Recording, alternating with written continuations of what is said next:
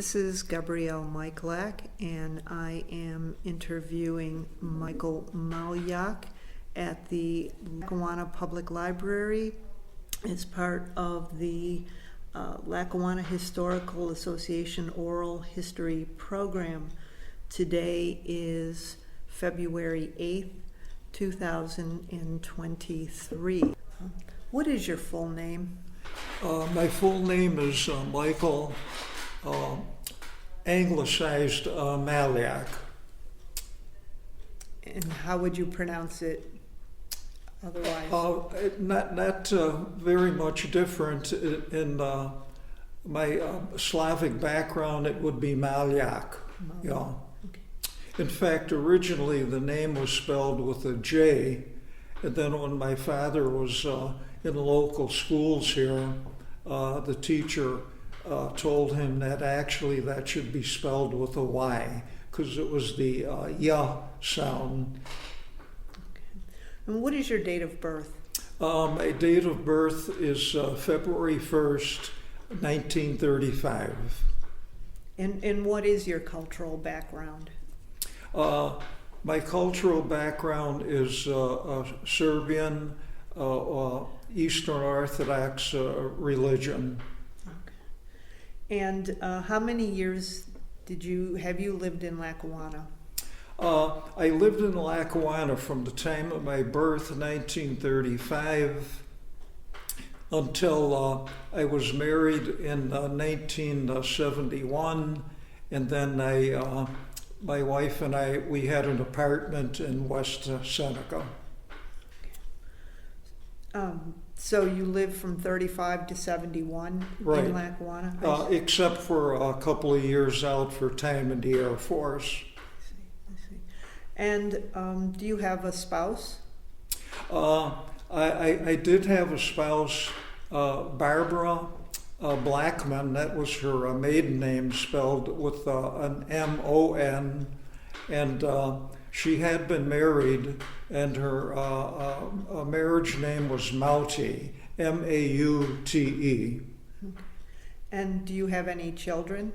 No. No. Okay. And if I did make it clear, my wife passed on it was September 26th, 2010. Sorry about that. So you were born and lived in this city through your early life. And where did you go to school? Yes, I was born at home at 33 Gates Avenue, delivered by Dr. Tracy, and I began elementary school at Wilson Elementary. And where was Wilson located?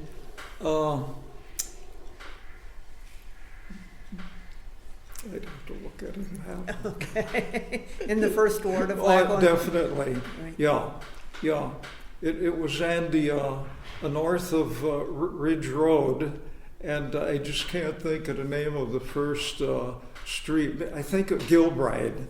Yeah, Gilbride on Gilbride Avenue, and Mr. John Avery was principal, and my kindergarten teacher was Mrs. Cantwell. Mm-hmm. And how many years did you go to school at Wilson? I was at Wilson for kindergarten and first grade, and I took quite ill in first grade, and I had to repeat first grade, and by that time we moved to the Abbott Road section of the city. I see. And did your family attend church? Yes. Yeah, a church was very nearby. It was on Church Street, and 33 Gates was actually facing Church Street. Mm-hmm. And do you have many memories of this early life over on Gates Avenue? A number of them, because it was such a colorful and diverse area, known as the Street of Nations, because of so many different nationalities and cultures residing on the street. So that did provide a lot. American Indian, and every year usually gypsies would come to town, and I recall vividly that they rented a unused storefront from my grandfather at 46 Gates. And so your grandparents owned property on Gates, and did your parents rent? Yes. My grandfather had two large houses on Gates, 33 Gates, where he at one time had a tavern, Stepanovich's Tavern, and the tavern took all of the bottom floor because the front part was a bar, the middle section was a dining room, and the rear was a kitchen area. And the second story had living facilities for the family, like with living room, dining room, but going down the center of the quite long building was a narrow hallway, and on either side were rooms for boarders. And of course, my grandfather's children occupied some of those rooms. I see. And your family lived with your grandparents, or did they live in a different? Yeah, at that time when I was born, my parents were living with the grandparents. They were married in 1926 and started out on their own in a beautiful apartment, a second floor flat at 91 Franklin Street, owned by the Stipawani family. I never was in that apartment or flat, but my two older brothers were born there. My mother always spoke so dearly of it because it apparently had such nice woodwork throughout the flat, and she remembered that very fondly. They were doing well enough until the Depression started, and then that made it extremely difficult to be on their own renting, with my father being at work at the steel plant maybe one day a week at most, even if that at times. So they had to give up their flat, put the furniture into storage, and then move back to her grandparents at 33 Gates, where they had two rooms, one for my parents and one for my two older brothers.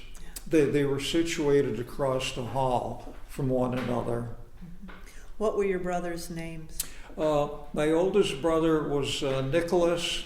He was born December 29th, 1926, and my other older brother, Herbert, was born on my parents' anniversary, May 9th, 1929. And do you want to share any memories of your time living back there? Or do you remember what were the local businesses, or who some of the local characters? Yes. First of all, from that time, I recall definitely two of the boarders. One of them was from Yugoslavia, a Serbian, Rada Vekic, and he had various jobs. He started off at the steel plant as a pattern maker, which was a good position. Apparently he did not care for the steel plant, and then took on a job with the Pierce Arrow car manufacturer on Elmwood Avenue, and I guess that company eventually closed. So then he next ended up working for the Liberty Restaurant on Ridge Road, not far from Gates Avenue, maybe just a doorway or two. And he was a short order cook, a dishwasher, did things in general. The other, I believe, was a Mexican American, Garbino. And what I remember especially well about him is that he always chewed Wrigley's Juicy Fruit gum, and he would always be giving me a stick of gum, yeah. And for some reason or other, police would every once in a while come and check up on him, and it may have been something to do with marijuana. Do you recall any businesses in that area? Yeah, a number of businesses, and Gates itself. You had the Lammis's Brothers Meat Market and Grocery. You had Phillips Iroquois Beer Distributorship. The Stromeyers had a tavern at the corner of Gates and Church. The Aklayich family had a delicatessen, sort of like a convenience store, at one corner of Gates and Church Streets. And then going further down, there would be taverns like Phil's Tavern. Mike George had a tavern. My Aunt Dora had an ice cream parlor at 46 Gates. The Marisiches had a tobacco store. At one time, the Novak family had a bakery at the corner of Iron Street and Gates. And going beyond that, there would be more taverns, including Curly's, which originally began on Gates Avenue and then moved to Ridge and Electric Avenue. And at the foot of Gates, you would have had Byach's had a tavern, Gruich had an auto garage with a AAA towing business there. So it was quite diversified. And then naturally, at the top of Gates, along Ridge Road, you had a really interesting variety. The A&P was on one corner of Gates and Ridge. The opposite corner was Tamaka's Pharmacy. Next to the pharmacy, Guzman had a men's haberdashery. There was the next to that the Liberty Restaurant. Then you had the National Barber Shop, and just a variety of businesses. Across the street on Ridge Road, you had the main lunch. The Vuklich family would try it. They had a pop shop. And let's see, further down you had the two movie theaters, the Hollywood Movie Theater, the Ridge Movie Theater. You had a hobby shop. I don't recall exactly who was running that, but the Simon family had a store too. I think it was maybe a Ben Franklin store that they ran. And numerous, like liquor stores, again, taverns, small hotel rooming houses. The Custriches had a shoe shine parlor. The Marich family had a hotel and bar right at the corner of Ridge Road and the Turnpike. And let's see, I forget who had the big liquor store. And Al Fitzroy used to work there as a clerk, among other things. And so it was very well diversified. And who else had a tavern along Ridge there between Gates and the Turnpike was the Eftimio family. So to be clear, you're describing businesses in Lackawanna from your early memory, starting in 1935 to when, the 40s? We moved from Gates Avenue to 41 Julian Street and Veterans Day in 1941. I see. Just because I don't know what this is, what is a Ben Franklin store? It was like a general odds and ends store. It would have hobby items and just general items that you could purchase for everyday use. Okay. Yeah. I'd never heard that term before. Yeah. Okay. I guess that was quite a common chain at one time, along with like Woolworths and 5 and 10 stores. Okay. That's a good point. I'm glad you brought that up because along Ridge Road from the A&P store, Fishman's was an excellent, very interesting 5 and 10 store. There was a Grant's store. There was a furniture store. I think it was called King's. And along with that, there was a watch repair store. Mr. Haas ran that. And down the alley there would have been the Eagle Bakery. That was run by the Illich family. And you had Economo's ice cream parlor. They had two in Lackawanna. They had a second one further up Ridge Road, not far from South Park Avenue. And for that matter, they had a third one on South Park Avenue that was not too far from Louisiana Street. Let's see, and then also in that area in 1940 came the new air-conditioned movie theater, the Shays Lackawanna, which was located on Ridge Road, not far from Steelawanna Avenue.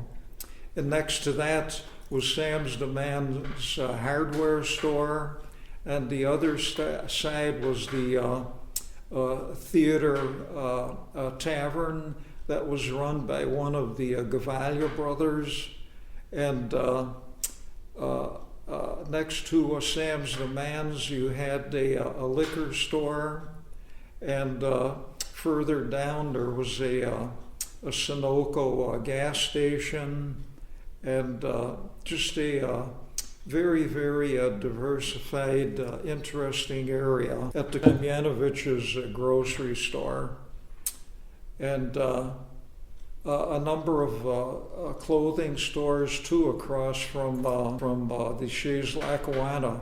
You had David Fruit's hardware store, and then you also had Pliss Brothers clothing store, and I know there was another business in there that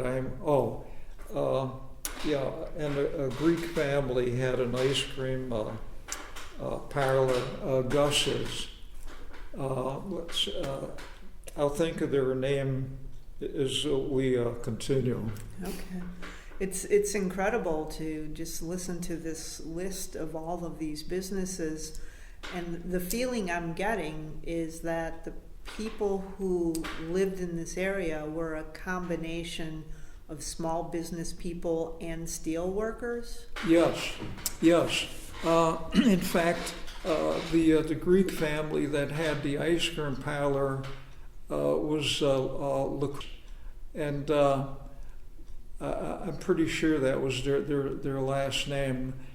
And but the point you brought out, yeah. For example, with the haberdasheries, businesses that really appealed to the steel worker, because one thing that they all would sell, and a couple of them were run by a Jewish family, and one of the offspring became a very popular comedian. Dick Shawn? Yeah, Dick Shawn. And one was a podiatrist located at the corner of Abbott and Ridge. Shulafan, yeah, that was the family. There were 3 brothers, and at least 2 of them had haberdasheries, and they would appeal to steel workers because they would sell items like a union suit, which was a long john underwear. You know, it went from the tap all the way down to your ankles, called a union suit, and that served as good protection for workers who are near hot furnaces in the steel plant. Gave them that extra layer of insulation against heat. And so these families that lived there, I would take that they had a lot of children, and then these children were your classmates and kids in the neighborhood you'd play with? Yes, that was basically the setup. And the other thing that was good too, like being born on Gates Avenue, coming into the world and seeing it as it was with black people, white people, American Indian, gypsies, very realistic, and numerous other nationalities. There was nothing unusual to be at Wilson School and have black and white students in the same classrooms.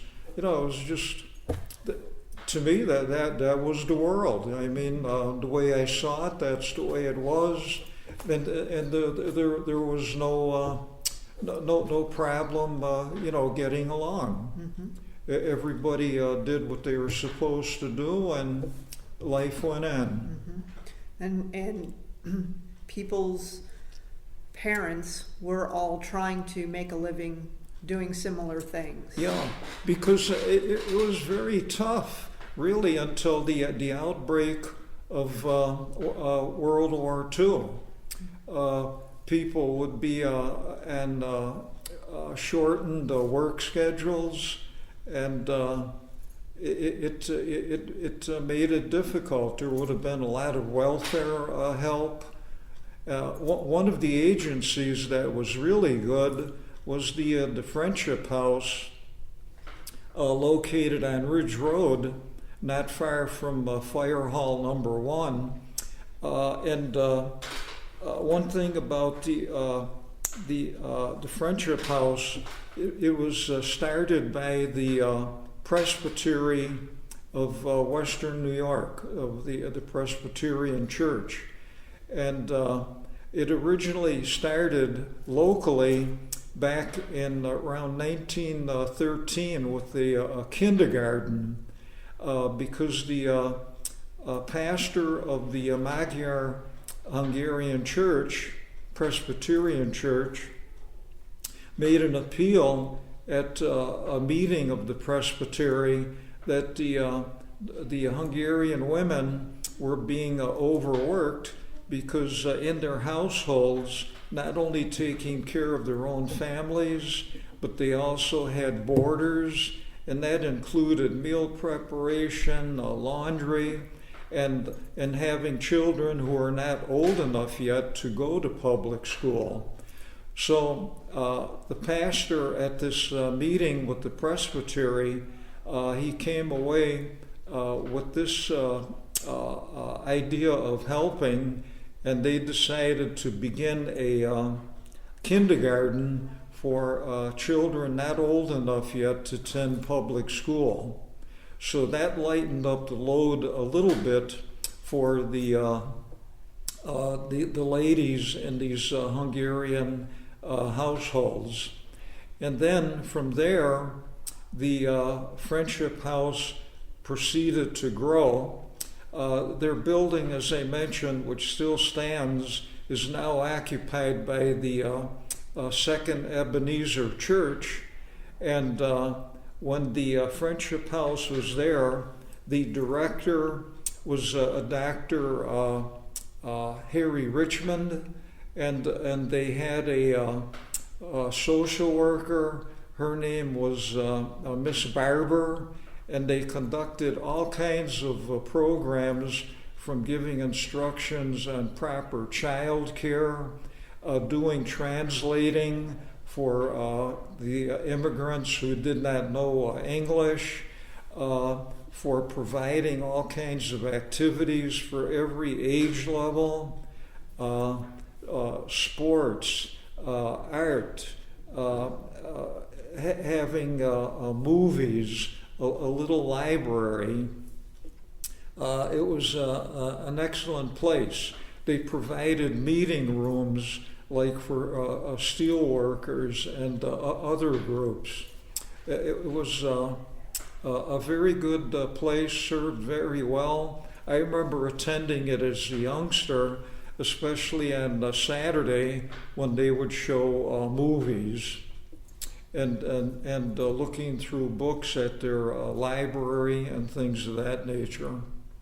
And so by then they were serving all of the different nationalities that were located in the area. That was it. Yes, absolutely, and did a very good job of it. Mm-hmm. Very good. One historical item that I would like to mention was the visit of President Roosevelt in November of 1940. It was a decent day that day. The president arrived by train in Buffalo, and then he did a tour of defense plants like Bell Aircraft and Curtiss-Wright, and I think he even went close to Niagara Falls for something. And when he came to Buffalo, he gave a little talk at the base of Buffalo City Hall. His car, from later research that I did, his car just drove up on the sidewalk, and he stayed inside the car while giving a speech. And then he came down South Park Avenue to visit the steel plant. The car, of course, made a right-hand turn on Ridge Road and then headed straight out to the turnpike to visit the plant. I happened to be standing with my father on Ridge Road across from Tamaka's pharmacy, and there were people all along the sidewalk, both sides. And the first thing that I heard was motorcycles with sirens blaring, moving at a pretty good speed. And then would come the presidential limousine with the top down. It was a convertible. And again, from later research, President Roosevelt was in the car with Pai Schwed, who was the local congressman for the area, and he may have been in also with the mayor of Buffalo. They sped by, Roosevelt, like waving and nodding to the crowd. And then as they got to the turnpike, he made a right-hand turn, went to the number 1 gate, and there he was greeted by General Manager Entwistle, Ned Entwistle. And then Mr. Entwistle got in the car and then accompanied the vehicle on a tour of the plant, taking the steel plant roads on the inside. They came out at gate number 4, which was across from Dona Street, and then the president's car made a right-hand turn, went down the turnpike to Lake Avenue, made a left turn, and down to the railroad tracks where his train was waiting with his special car, New York Central, and took him to Cleveland to continue campaigning. Yeah, a lot of that information I later researched for my own information and knowledge of the visit. And I did want to mention that because it's something that I never forgot. You know. Do you remember if any of the adults were talking about that visit and what they may have said about it?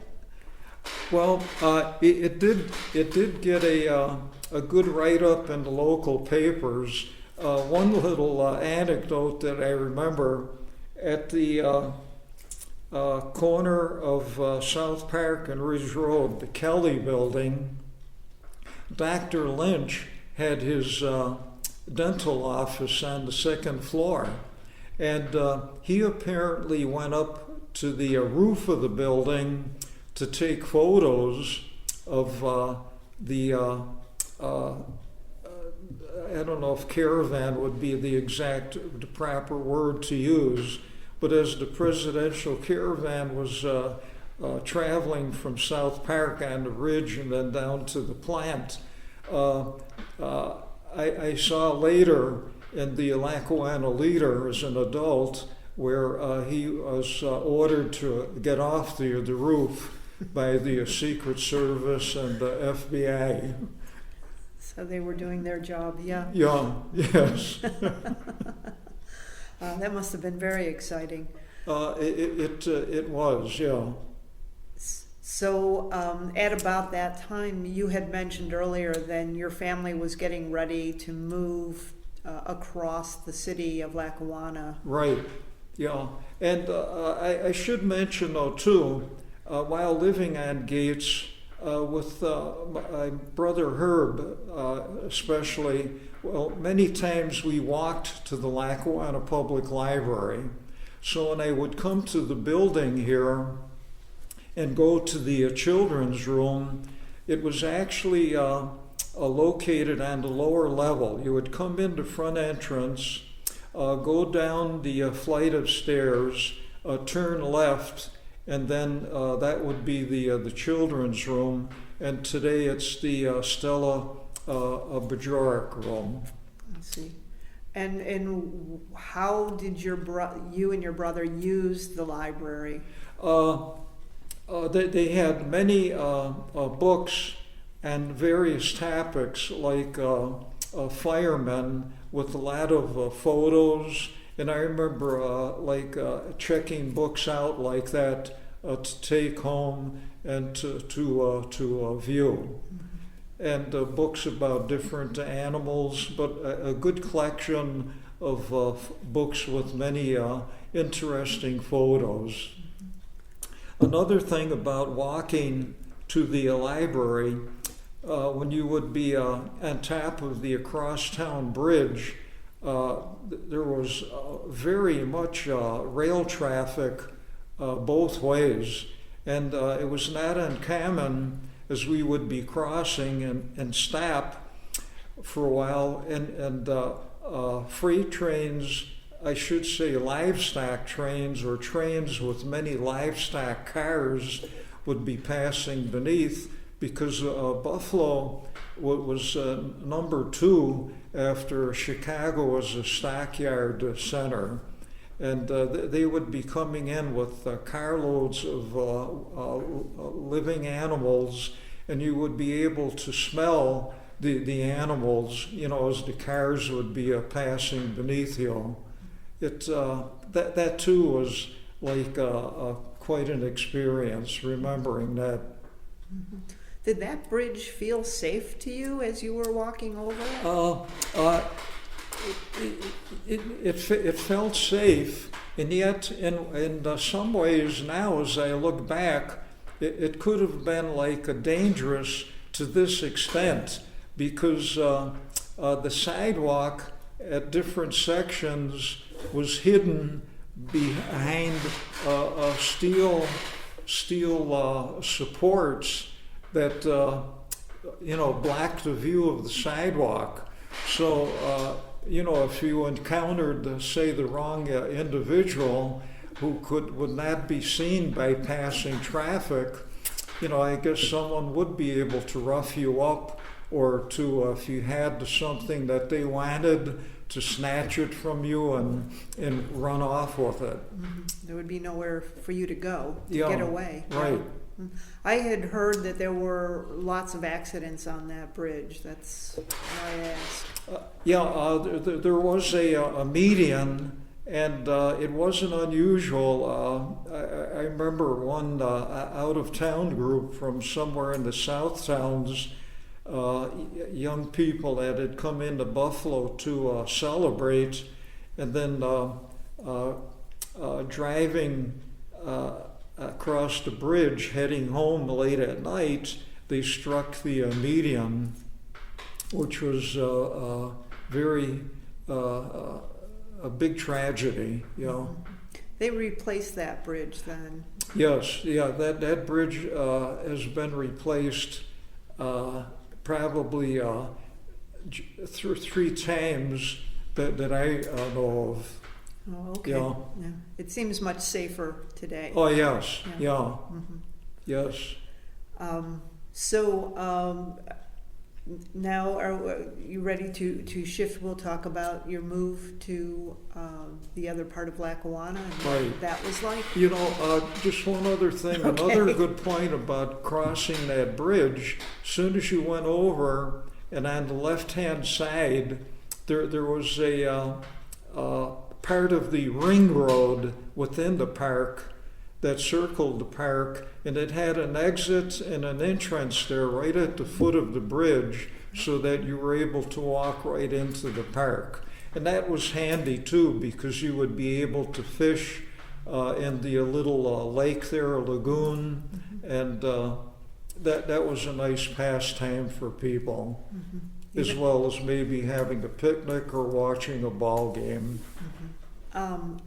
Someone else that I had talked to remembered Native Americans living down in there. That may have been before your time, but she had said that at one time there were Native Americans who were living down in that space. I wouldn't doubt that. In fact, another thing that was interesting, alongside one of the railroad tracks and built upon a berm was a small railroad station, and students from the South Towns like Wanaka, Lakeview, and so on, they would take the train into Lackawanna, get off at that little station, and then there was an iron steel stairway at the across-town bridge that would take them to the sidewalk above, and they would walk to Lackawanna High School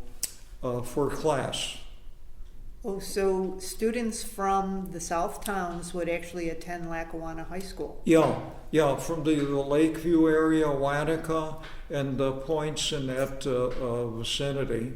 Oh, so that was before they got their own school built in their own communities? Right, Okay. yes. I did not know Yes. that, yeah. And I know one of the principals at the time was a Mr. Fayette, because my father mentioned his name as being principal when he was in school. I see. So then you did move then, your Yes. family did move, and you want to talk about why that happened and how that happened? Yeah, I guess, like especially with my mother, she just needed her own space instead of the two rooms at Gates Avenue. And then, of course, not being able to like pay for the rent, you had to do various tasks like short order, cook in the kitchen, mapping and sweeping floors and the things of that nature. So she was more than anxious to move. And luckily, they were made aware of this flat at 41 Julian Street. It was owned by a Croatian family, the Ivesons, and as I mentioned earlier, we moved there on Veterans Day in 1941. And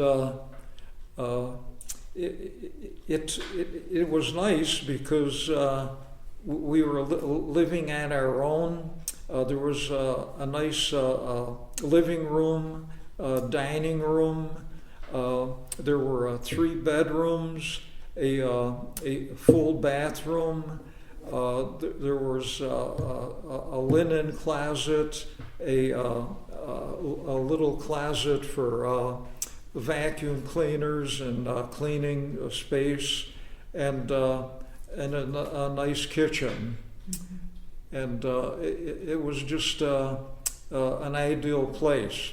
As a youngster at the time, I had one of the smaller bedrooms to myself. My 2 brothers shared a little larger bedroom with bunk beds, and then my parents had their own. So your mother was working for her parents in the restaurant bar? Not so much in the restaurant bar, but like as for their that. residents. Okay. Their tenants. She was preparing meals for the family and the boarders. I see. And your father at this time was working where? at the steel plant maybe one day, so he would be the handyman at 33 Gates. You know, like painting the outside when needed, doing general repairs inside. I remember one time,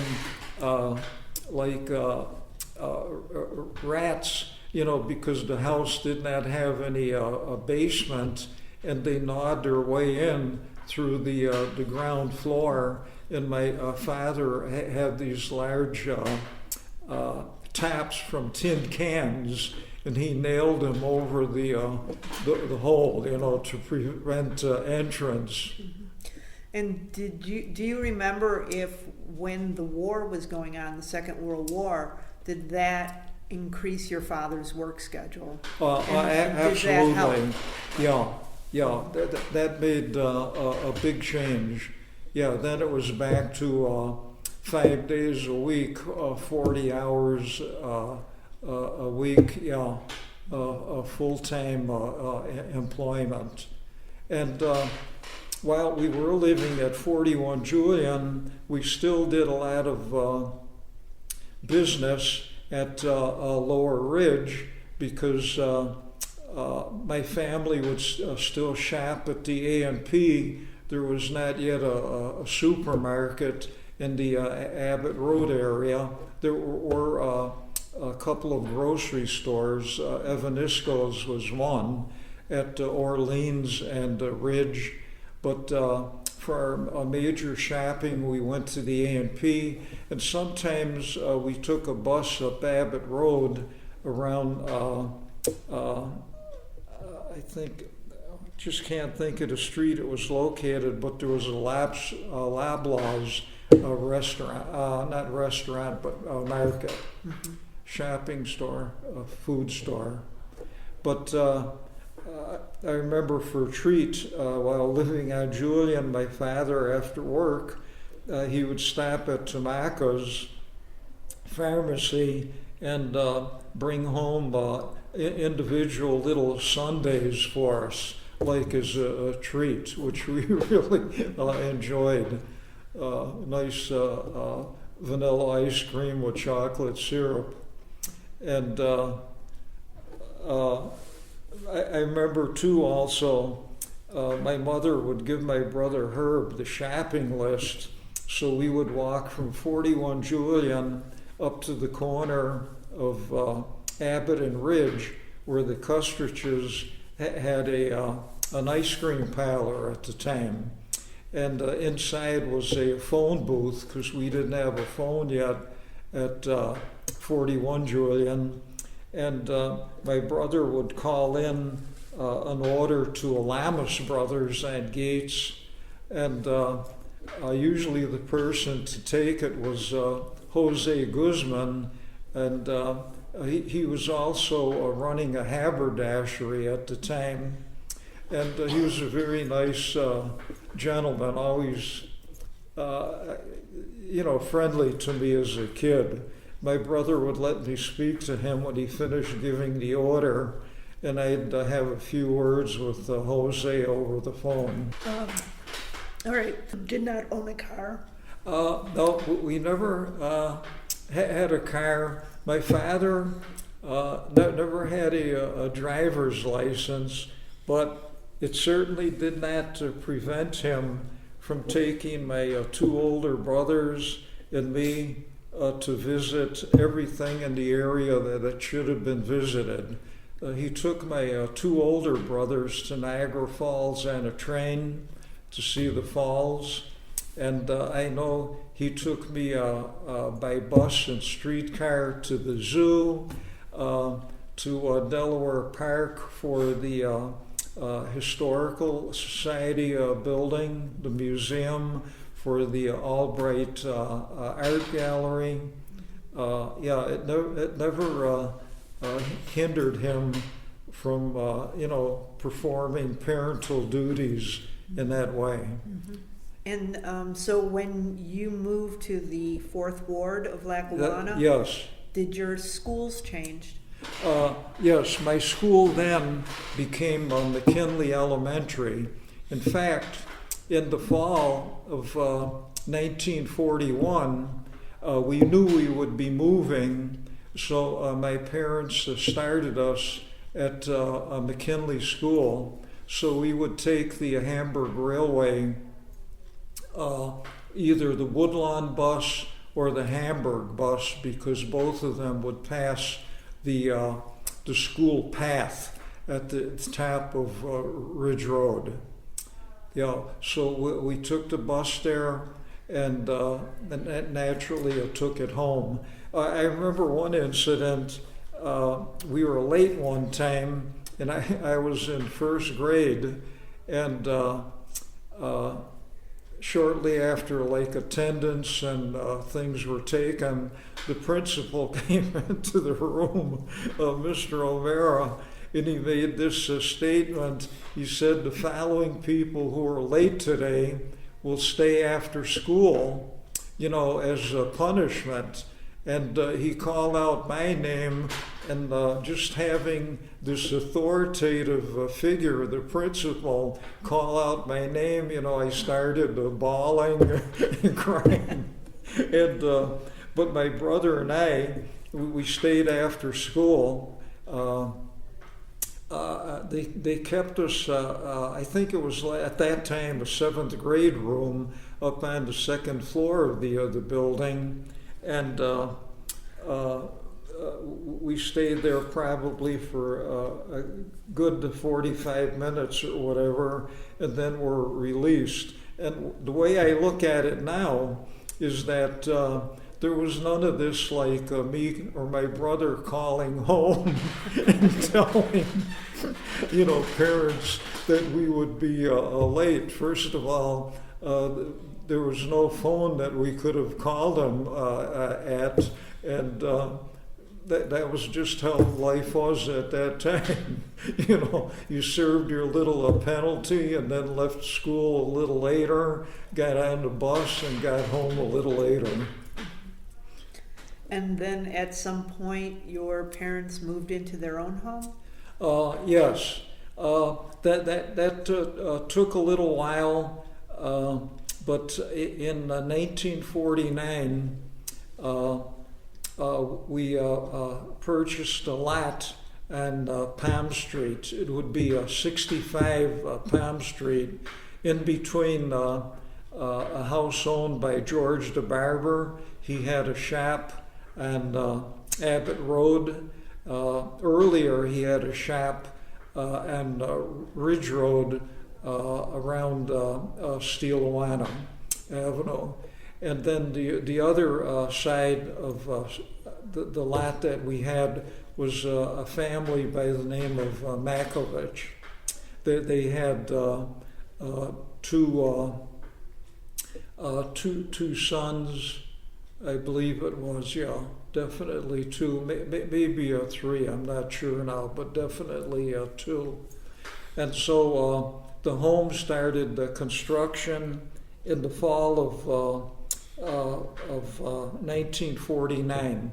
My parents had a contractor by the name of Brancini, and he was very good too, very helpful, because my brother Herb finished Bryant Stratton Business College at the time, and Mr. Brancini gave him a little job in his office, like as a clerk, and he built a very nice one-family home for us, and we moved in the first week of March of 1950. And how long did your family own that house? Then we stayed ownership of that home until 1990. By that time, the children, also I have to mention that my sister was born in 1942 on Memorial Day, while we were still living at 41 Julian. And by 1990, however, all of us had been married and on our own. And my parents, in old age and with illness and this and that, finally had to give up the home and move into a nursing home. I see. What was your sister's name? My sister was Joanne. Joanne. Yeah. Mm-hmm. And so do you recall this era of when the Second World War was ended and what that meant for the community?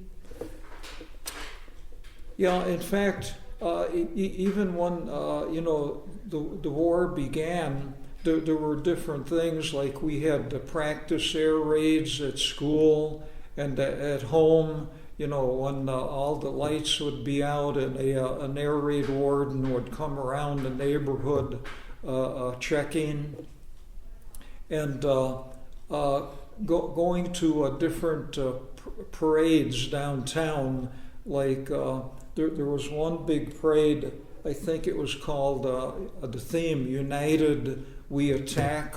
My brother Nick took me down to that, and it had various military units and equipment, involved in the parade. And I remember when the war ended, like with VE Day and then VJ Day, especially that because that happened in August of 1945. It was during the summer, and there would be bells ringing, church bells ringing, sirens, and signaling the end of World War II. And did either of your brothers serve in the military at that time? During World War II, my brother Nick graduated high school in 1944. He went to Niagara University as part of a military training unit that was organized by the Air Force. So he was in that program for a while, and then went into active duty with the Air Force, and he ended up being stationed overseas in Germany and Italy. So that was after the war, right? Yeah, just because of their age. He was still classified a World War II veteran because he was in before 45. I see. Yeah. Mm-hmm. Is there anything else you want to talk about from this era? Things you remember about the city, or?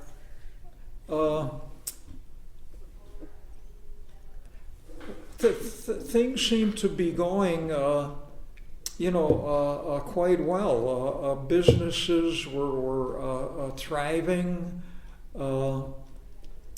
We used the crosstown bus a lot, because we would still, for example, after evening dinner, take care of the dishes, catch the Woodlawn bus at Ridge and Abbott by Custrich's, and go down to the Shays Lackawanna Theater for a movie. No TV yet, so we would still, or we could go to the Franklin Theater across from the high school and Ridge Road. And that was good entertainment, because after the show, at either theater, if it was the Shays Lackawanna, we would stop at Economos for a sundae after the movie, and then we would stop at Illich's Eagle Bakery and pick up kiefels, which were like crescents or horns. People gave them different names, but they were excellent. I wish there was a bakery today making them. And if it was at the Franklin Theater, we would walk up to the other Economos and have a sundae, and then catch the bus at South Park and Ridge. And so then you finished at McKinley and you went to high school? Yes, McKinley, I finished 8th grade in 1949. A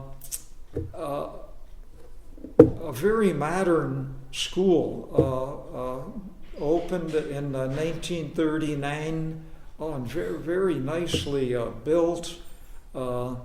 It had a music room, it had a large industrial arts room, it had a gymnasium, locker rooms for boys and girls, a nice gym with a big stage and lighting, and but it didn't stay that way very long, because with the outbreak of World War II, many defense workers moved into Ridgewood Village, which was built at the corner of Ridge Road and Abbott Road. And so those the children of those workers would attend McKinley, and that meant that the music room had to become a classroom. The lunchroom for a while was used as a classroom. The industrial arts room was made into 2 classrooms. There were big changes. I see. Mm-hmm. And then you went to, where did you attend high school? And then from 8th grade graduation at McKinley, we started attending high school, but the freshman year, grade 9, was at Franklin Annex at the 3rd floor of Franklin Elementary School. And what sort of things did you learn there? At Franklin Annex, I recall very well the social science teacher was Mr. Fitzry, and around Orthodox Christmas time, January 7th, he would have me explain to the class about the Orthodox Christmas, because it was celebrated on that day, although I would say that we really celebrated 2 Christmases, the 25th and the 7th. And I had Mr. McDonald was my homeroom teacher, and Mrs. Shea was my English and Latin teacher, very good. If I didn't do well enough in Latin, she told me that she would tell my mother, because her family used to live on Gates Avenue too, and they all knew one another. So that made me buckle down. And Mrs. Greeno was my elementary algebra teacher. John Devick was my phys ed teacher. And I guess that was it. Mr. Emmerling taught, but I didn't have him. I had Mr. Fitzry. And did he not become a principal later? Yes, Yeah. yes. That's how I remember. Yes. Yeah. Mm-hmm. And so then after you finished your freshman year, you went up to the school at Ridge Road? Then we went to the main room of the main building for 10th, 11th, and 12th a year. That eliminated the walk from Ridge Road all the way down to Franklin. But that was good exercise in a way. And then during the senior year, the senior class from the Lincoln Annex, because they only went 9, 10, and 11 there. So their 12th year, they moved to the main building on Ridge Road. So that was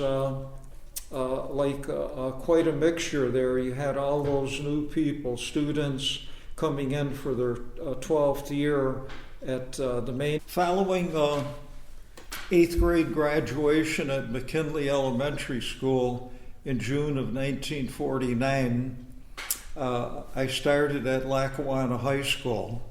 For my freshman year, I attended the Franklin Annex, which was situated on the 3rd floor of the Franklin Elementary School building. The faculty was composed of Mrs. Shea, whom I had for Latin 1 and English 1.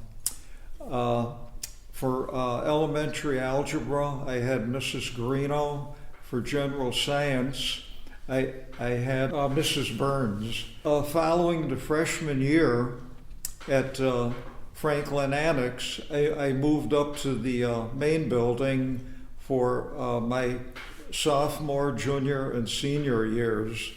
The main building was on Ridge Road, across from the former U.S. Post Office building and Franklin Theater building. In my sophomore year,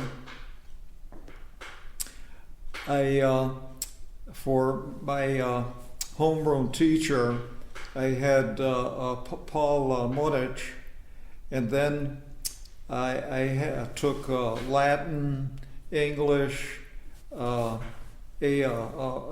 elementary algebra, general courses in the academic or college entrance program. In my junior year, my homeroom teacher was Mrs. Craig.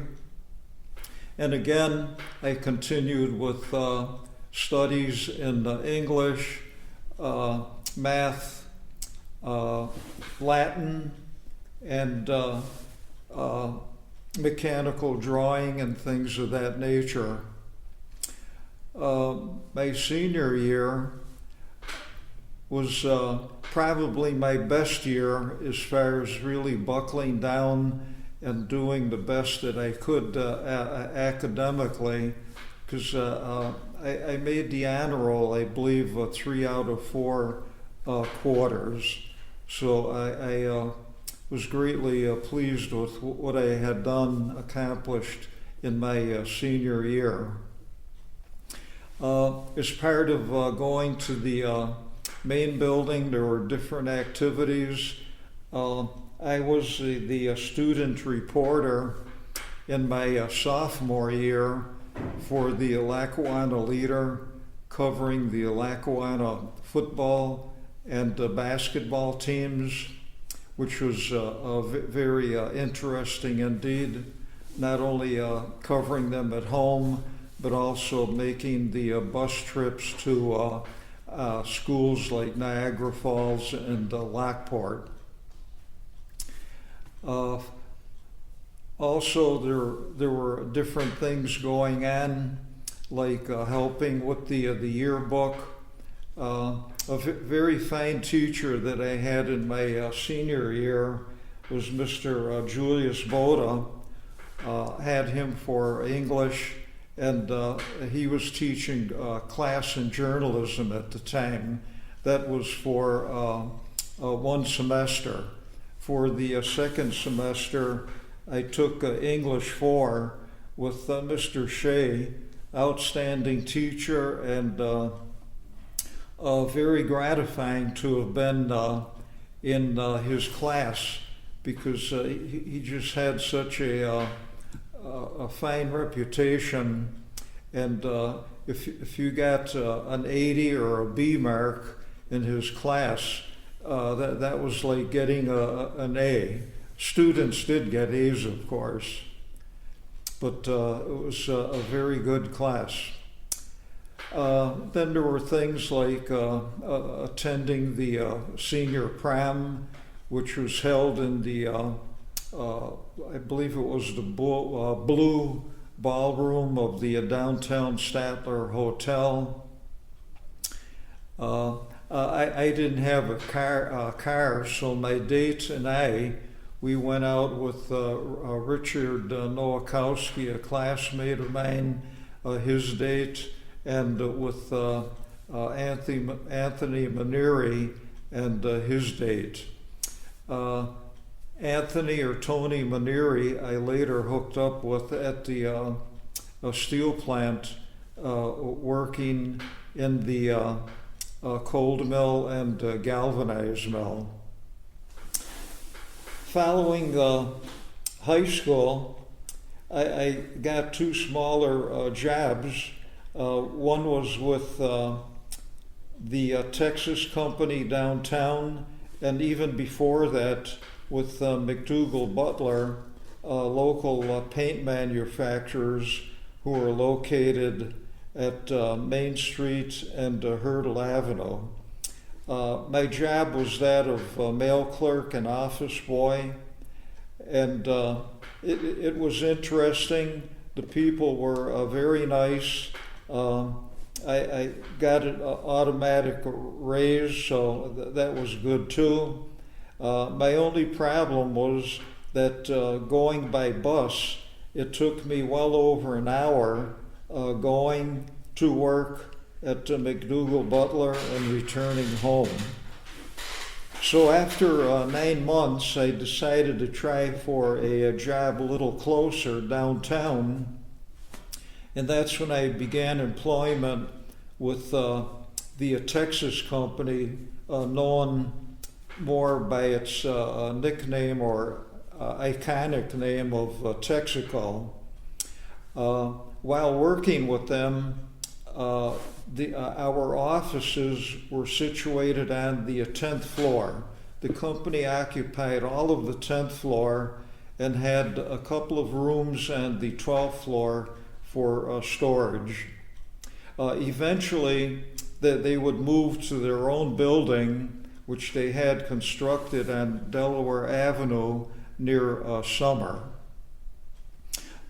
One item that I specifically recall while working for Texaco in the Iran building was former General MacArthur had become a top executive with the Remington Rand Corporation, which had an office on Washington Street across from the Iran building.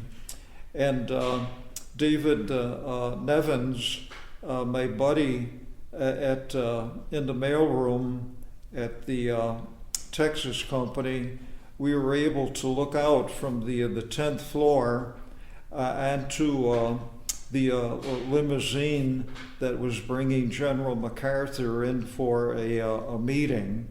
And it was very easy to spot him exiting from the auto and walking into the building. So this would have been the early 50s? That would have been in 1954. Okay, 54. Yeah. And so was there any desire on your part to go to work in the Bethlehem Steel? Not at that time.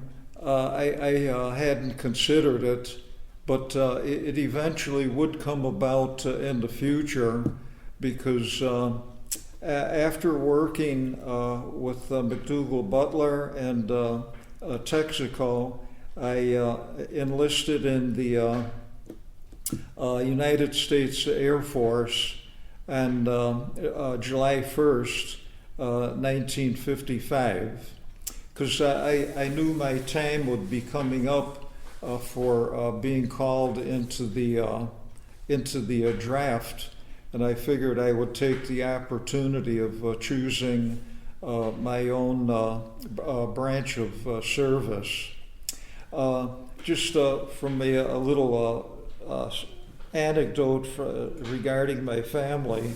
My father had served in the Marine Corps in the 20s, from 1921 to 1924, and my two older brothers both served in the Air Force.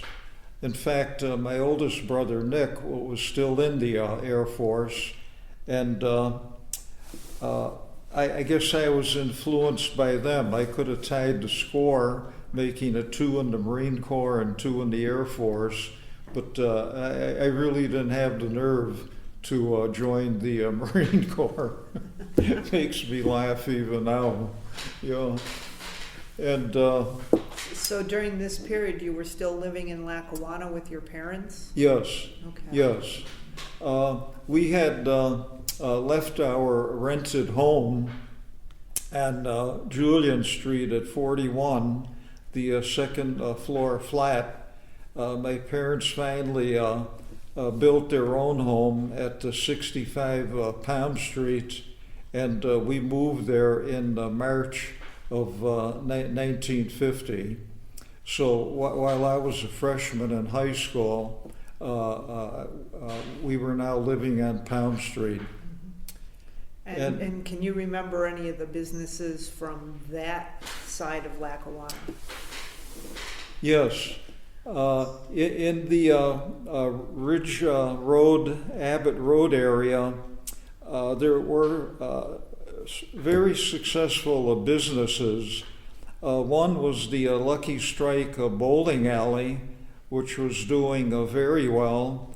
And then starting in the early 50s with the creation of the L.B. Smith Plaza, later known as the Abbott Road Plaza, that was one of the main commercial areas in the city of Lackawanna. In fact, as I recall, one of the people who was at the grand opening of the L.B. Smith Plaza was Lena Horne, who was entertaining downtown, I believe, at the town casino nightclub, and she was at the L.B. Smith Plaza grand opening. Other businesses were Custrich's had changed their ice cream stand at the corner of Ridge and Abbott into a tavern. It had the name of the Crossroads Tavern, and they would even on weekends or off time have some members of the Buffalo Bills who would have been training out in East Aurora on the Knox estate. In addition, there were the Natty Pine Diner. There was O'Malley's Pool Hall. You had the Town Theater. There was an A&P. George Dimitrov had his barber shop. Peter Milosevic had Hallmark Electronics. There was a very successful pizza parlor. I just can't come up with the name right now, but they were doing good. And there was also John's Supermarket. And Billy Bald had a mobile gas station. He was not the original manager or owner of that mobile gas station. It was a Mr. Giannetti. He was a former Lackawanna policeman. His son Joe and I were in the high school together, and we also were in the Air Force at the same time. He visited me during my basic training.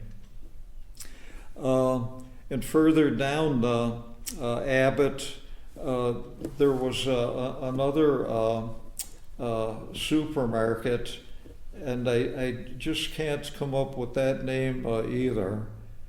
But there were, and then Ridgewood Pharmacy was in operation.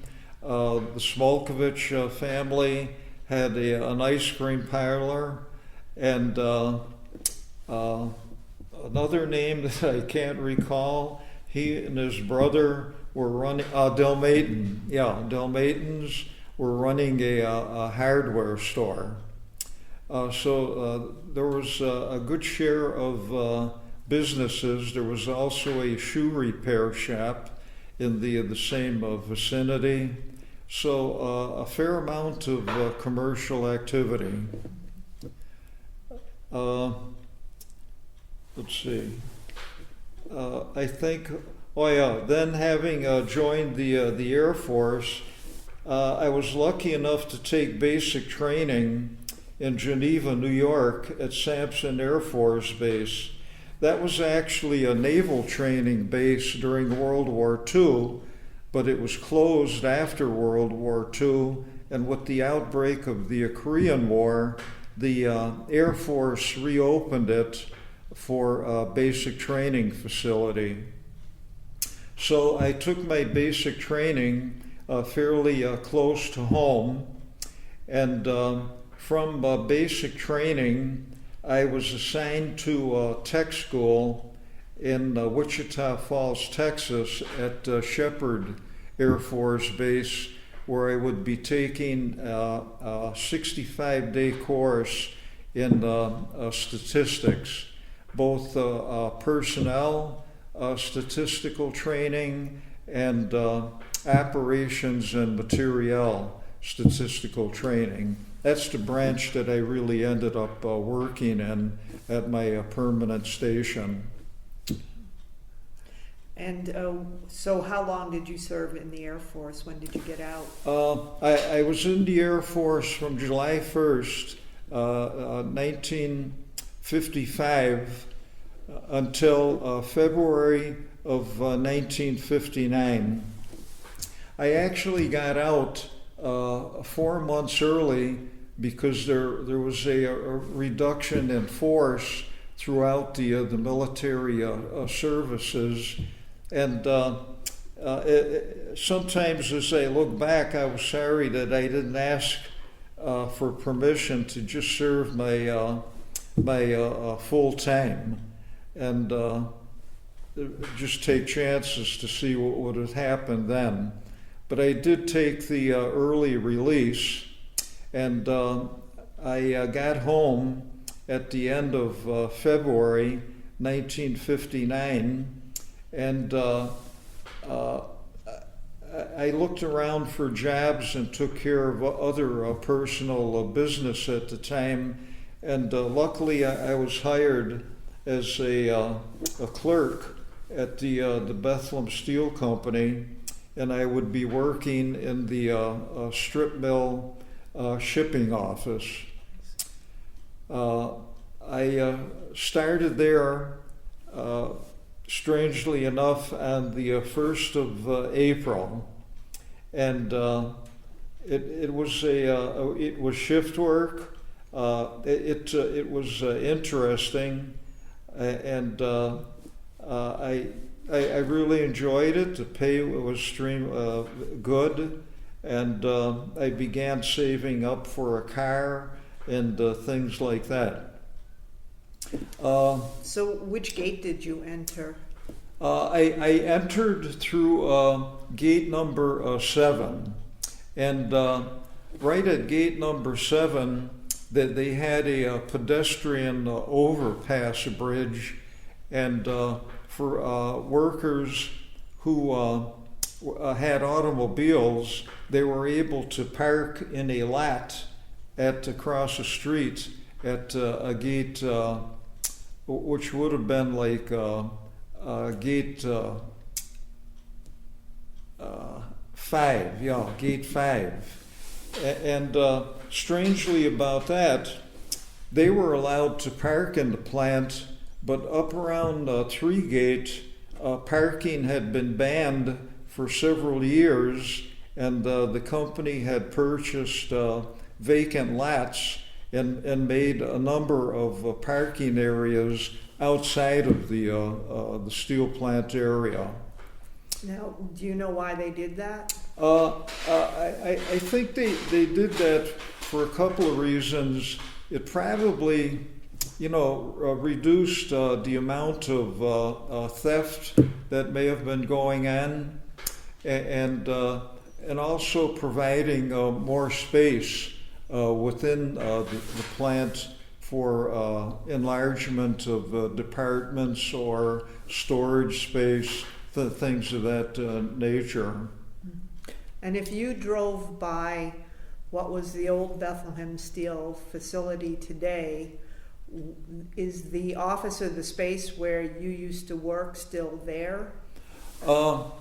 Yes, the building that I worked in is still there. A few years ago, there was a very big fire in the strip mill division that did quite a bit of damage, but the part of the building where I had entered to go to work is still standing.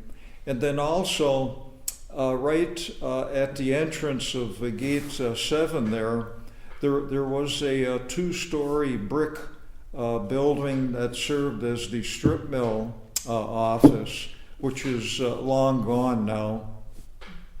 But that's where the superintendent had his office, and other people. And so what was your work week like? How many hours of work did you work a week, and how much do you recall what you earned? It was a shift work, so I was changing weekly, and the office workers in the strip mill, their shift was 1 hour behind the mill workers.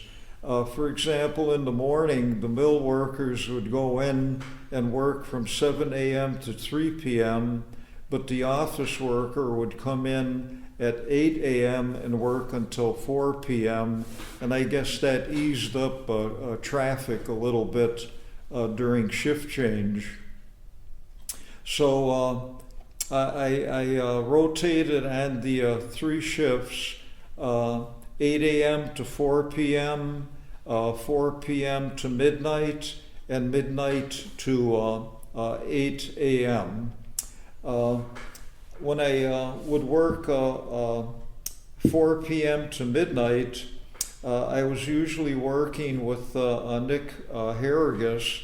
In addition to his law business, he had an office at Ridge in South Park in the same building as the Accords drugstore. And he worked steadily in the cold mill shipping office from 4 p.m. to midnight. It was a good break for me because when I was on his shift, he would give me a ride home, and if he didn't have the car with him, his wife Sophie would drive in to pick him up, and then I was offered a ride home with them, which is very, very nice of them. The work I did was referred to or given the title of a tally clerk, and we would type up the loads that and again I'm trying to think of the term that the persons who made up the tallies. I'll refer to them right now in a way like as loaders, but that wasn't their specific title. They would go out into the mill and they would find the orders of steel to go to specific customers, either by rail car or flatbed truck.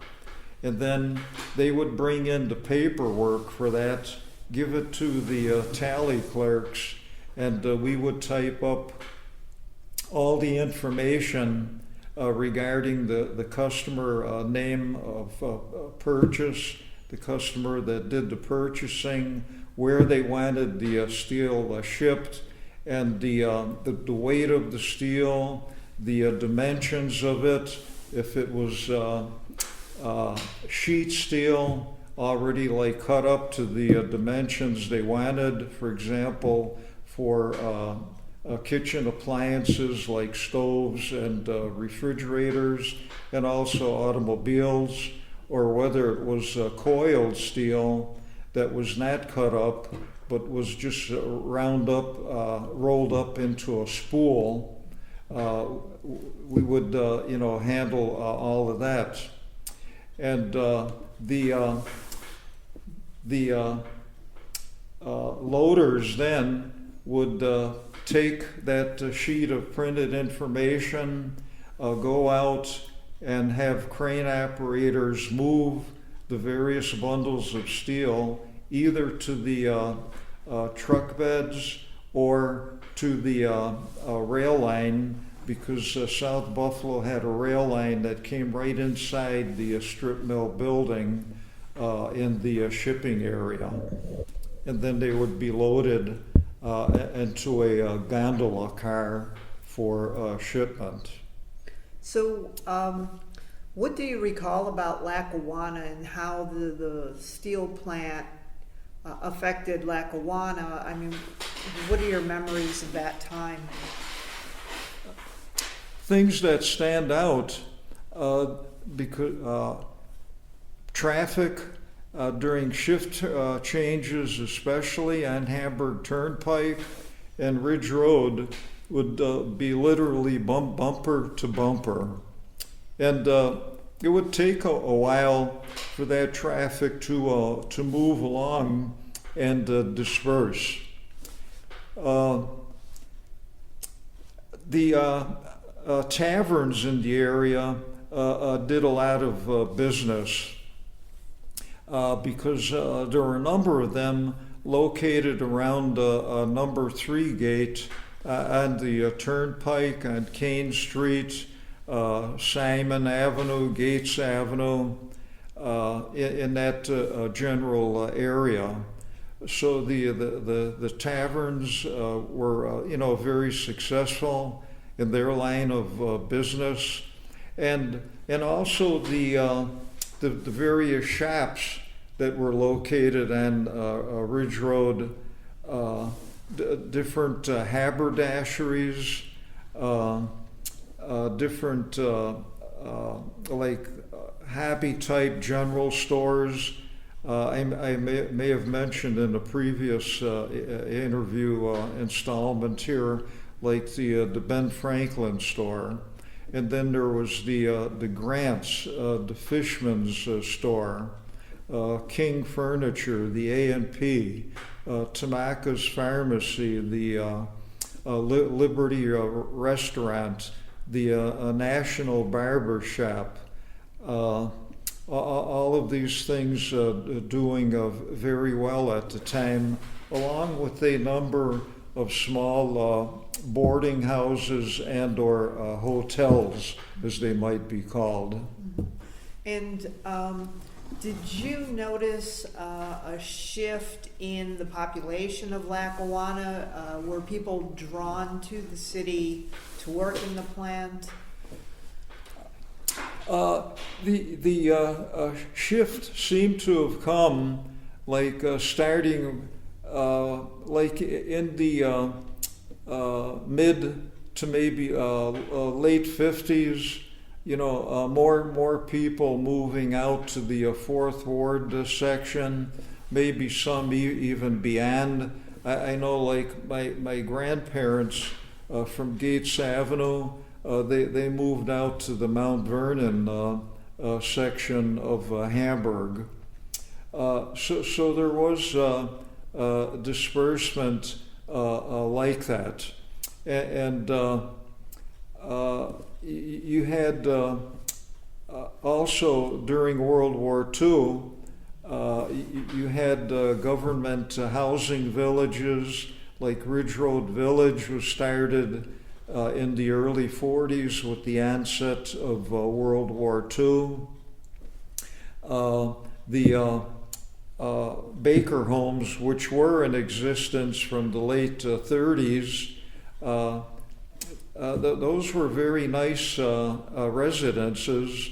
They were 2-story units, brick buildings. There was also the Albright Court buildings. One thing that I recall happening as a youngster in elementary school was when Ridgewood Village was built.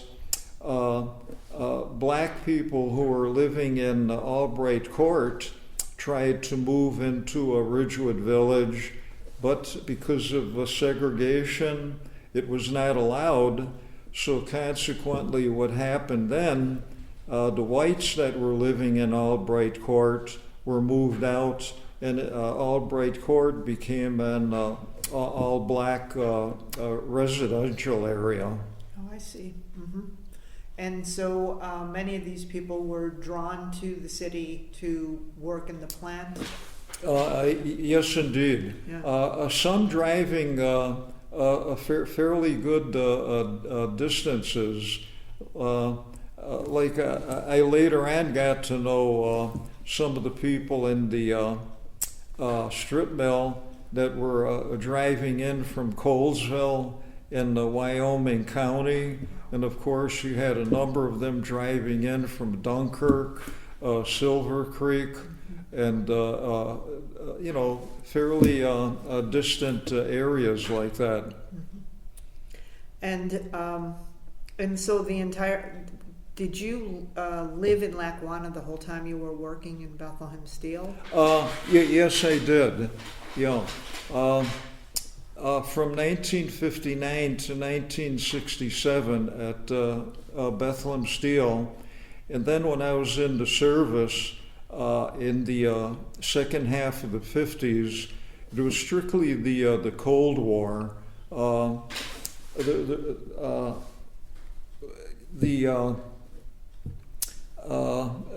Peace at the time was, it was good as far as like no shooting after the war in Korea was settled with a truce, and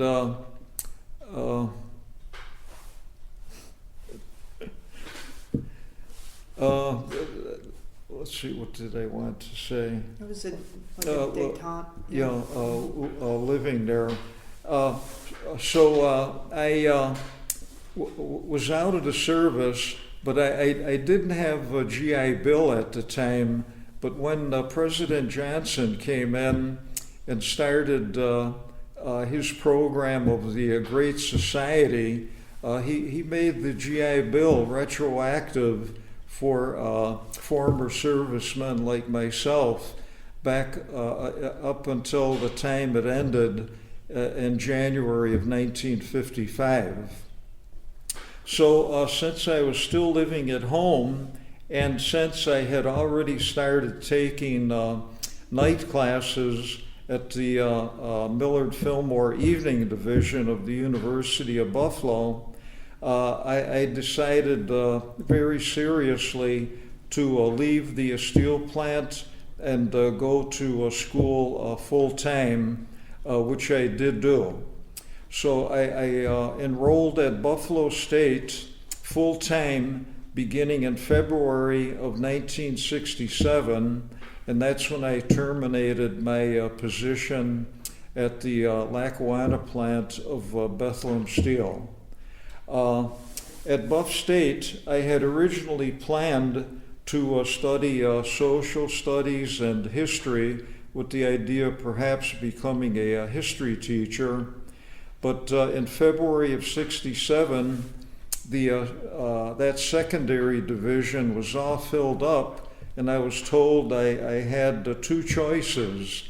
I could either reapply for a history and social studies in September of '67, or I could enroll in the elementary division, which had openings. So I made a quick decision and decided to enroll in elementary division, which ended up providing me with my career. I went straight through from February '67 until the summer session of 1969. So I had like 3 semesters, the spring, summer, and fall, and was able to graduate within that time, also because of the credits that I was able to transfer in from Millard Fillmore. I see.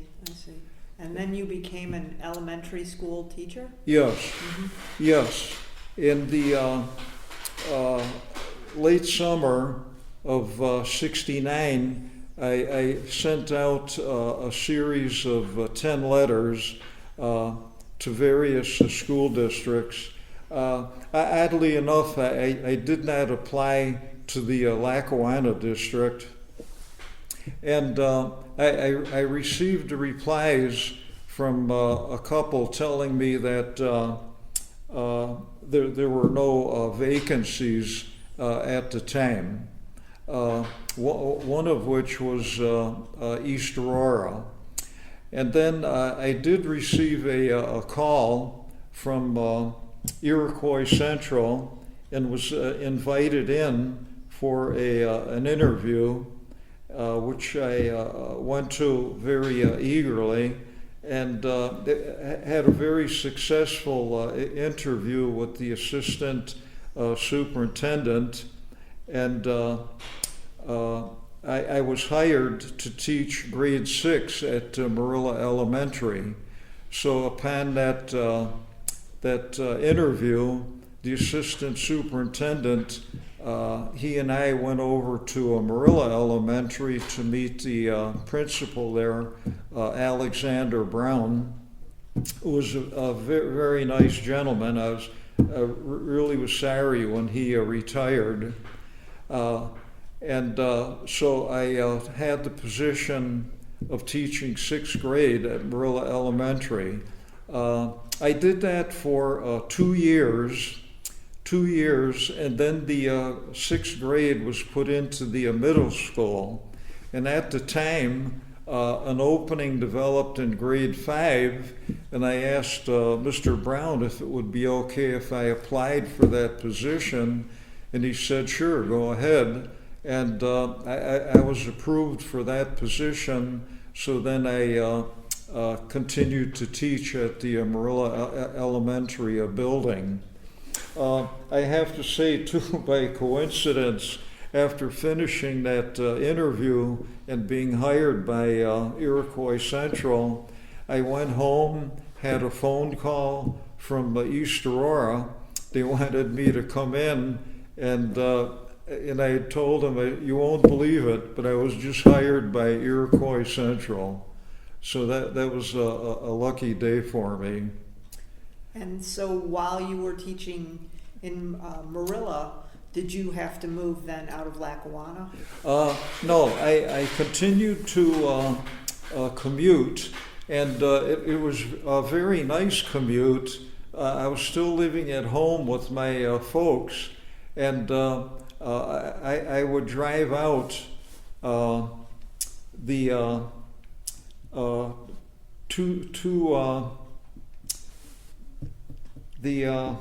East Aurora Expressway.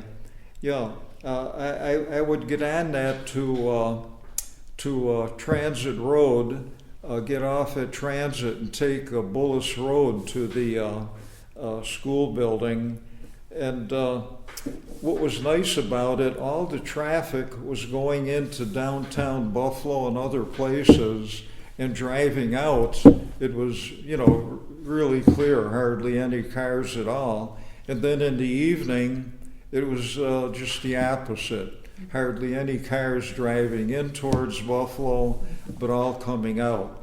And while working at Marilla Elementary, I met the music teacher, and her name was Barbara Mauti.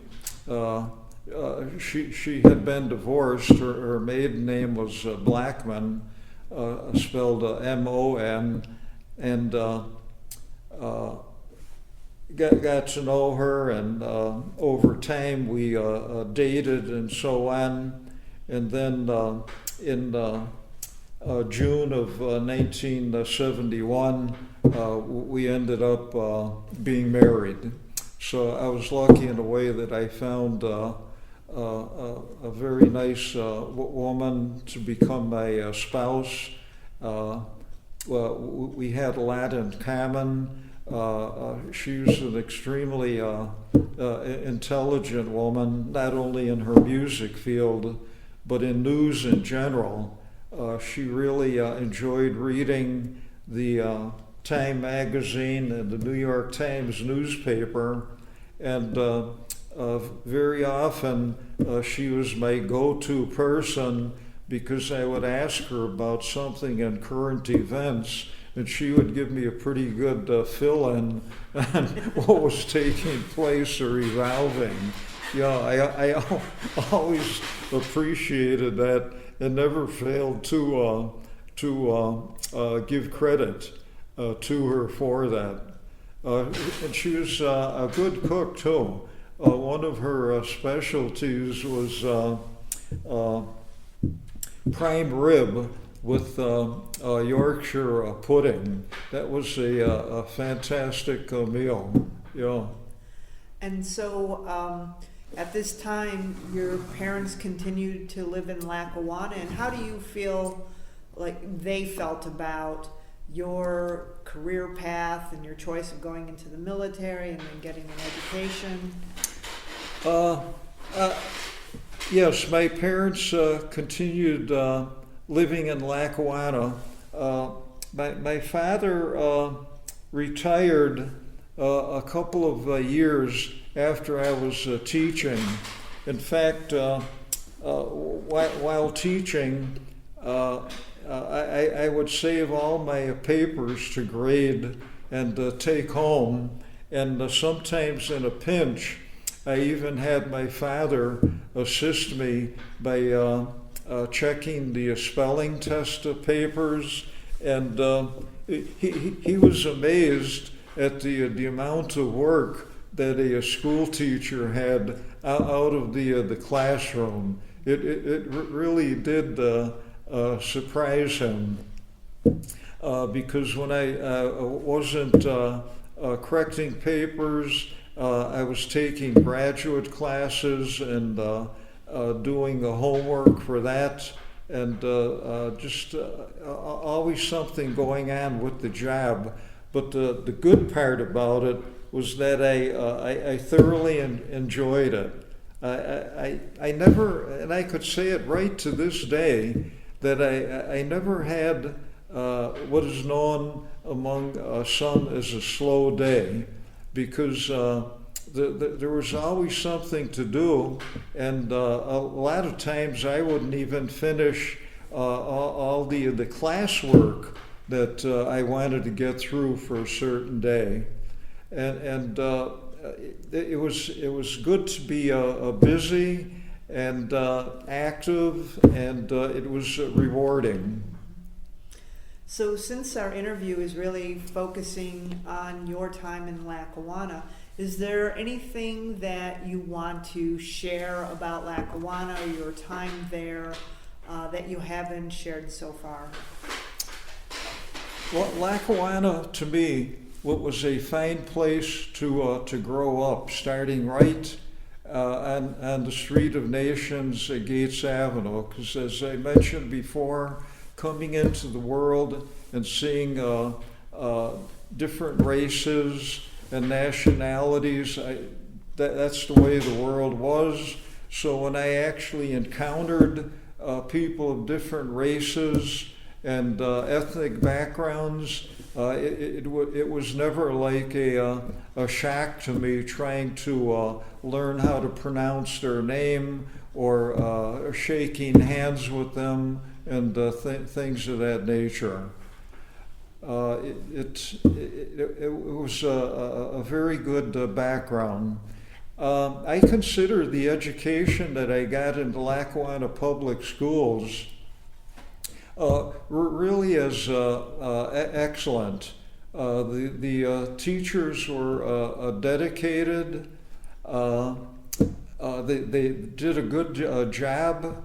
I appreciated all of them, and some of them were just exceptional, not only as teachers but as individuals, and very rewarding. And Lackawanna had so many outstanding citizens, people that were developed in Lackawanna and went on to success in various fields, whether it was law, medicine, the military, education, did extremely well in the business field. Yeah, I was always glad to think of Lackawanna as my hometown, and interesting how I recall one incident while in the Air Force and stationed at Shepherd Air Force Base. We were on our way marching to the mess hall, and somehow Lackawanna got mentioned, and this individual came up to me from one of the Carolinas, and he said, "Did you mention Lackawanna?" And I said, "Yes." "Did you know Zeke Gobelis?" And I said, "Yeah, he was in high school a couple of years before me, outstanding football player."